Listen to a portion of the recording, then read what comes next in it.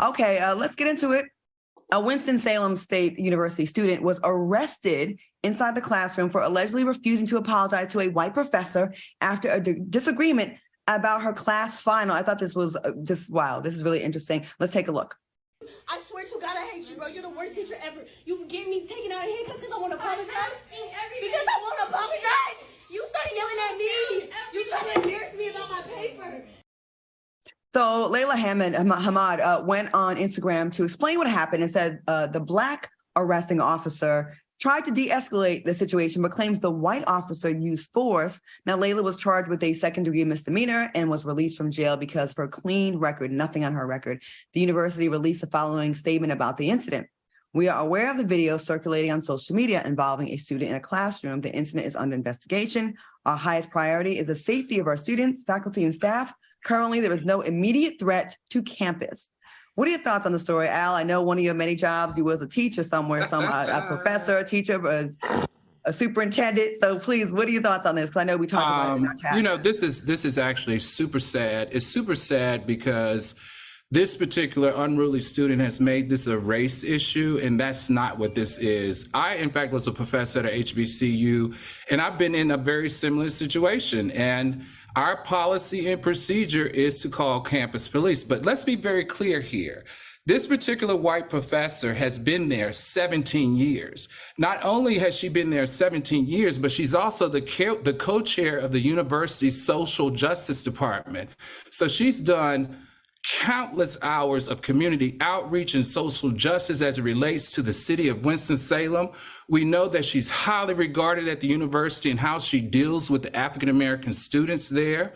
And the other thing is she wasn't the professor that called the police, the campus police. It was the professor that was teaching next to her because she heard the unruly student being very loud and disrespectful. Now, this is the rule on campus of college campus is if you're disruptive in that classroom and the teacher or the professor asks you to leave, you have to leave. And if you don't leave, it's their policy and procedure to call campus security to have you escorted out of the room, which is exactly what they did. So as far as I'm concerned, she did exactly what she was supposed to do because she had an unruly student who was disrupting the classroom and causing a whole lot of what we would say compromising her ability to keep control of the classroom. And that's not right. Okay. Q, what do you think? Damn, Al, you done messed up all my commentary, child. I done got on here prepared to call the lady all type of white devils and why we should hire white people at HBCUs to teach our Black students and so on and so forth. But that's why you the fact man. After you laid out the facts, you play stupid games, win stupid prizes. I mean, you can't, like my mama said, I sent you to school to learn. All right, you can't be up in there cussing them folks out and thinking that there's no consequences. So if according to the story and what you said is correct, then I have to stand down. And mama, you can't go down there cussing that white lady out down to that Black school. You go end up in that Black jail. My opinion, I'm going to disagree a little bit with you guys both. I watched the students live. There was like several parts and she explained her side. I'm not just going to take this lady's side because it's not like that doesn't happen where one side says it from their they're going to say from their perspective. The student said it was part of a final. The teacher wanted her to redo it. She's part of a group assignment and she didn't want to redo it. She didn't want to have her group be out of pocket with their final. It escalated. I think there's other ways of de-escalating situation than this girl being, she was handcuffed. I saw her being cuffed. And I think that somewhere along the way, it didn't have to go from that to that. Yes, unruly, I get it. Apparently they swore at each other. And I do feel a way about white teachers teaching at an HBCU. I feel like that's part of being at an HBCU. In my opinion, I feel like we should go there and it should be a safe place. And I think there's different nuance with how we talk. And I'm seeing people are actually reminding me in the chat that this teacher had continuously received complaints and some low ratings. So I think that's not true.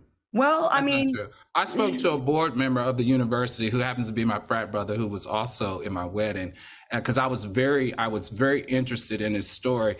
This student has taken a racially sensitive environment that we're in and made this a racial issue when the university is clear that she followed her policy and procedures. Now, the interesting thing, Claudia, I've taught at a HBC for 5 years.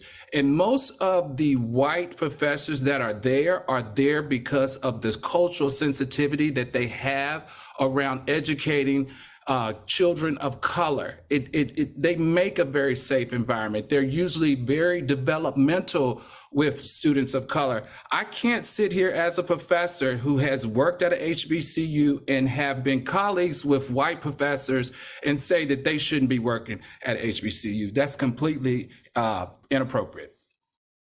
I disagree. And there's a lot of comments in the chat right now saying that this lady has gotten a lot. We're going to have to go deeper into this and find out if she has, because too many people are saying the same thing. And I just want to, I'm going to take it from the student's perspective, because a lot of people, there were witnesses in that class that said that the teacher yelled first. So, you know what? Developing. How about that? And that's the point of this show. We don't have to always agree, and we shouldn't. I will say this, though. We do need to get back to a point where I was just raised old school, and I'm just not about children cussing out grown folks. Like, I have zero tolerance for that, and grown folks shouldn't be talking to students like some people consider college students to be grown. When I was in college, I would have never gotten into a screaming match with my professor, regardless of what they did. I would have gone to the provost. Or, I had a ghetto mama. I'd have called my mama and she'd have came to the school and kicked the professor's ass. I agree with you. My brother he's an educator as well up in Boston, and he's had to deal with at-risk youth a lot and had to deal with a lot of emotional issues. So this is something that's dear and near to my family as well, my heart.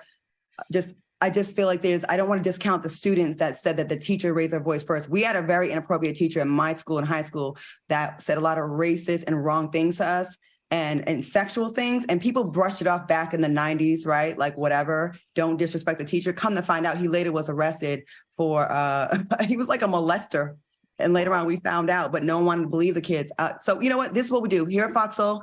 Any new developments on the street, we'll definitely revisit this and we'll talk about it. And if I'm wrong, I'm wrong. And if Al's wrong, he's wrong. But I think it's worth further discussion. This is too important of a story, Agreed.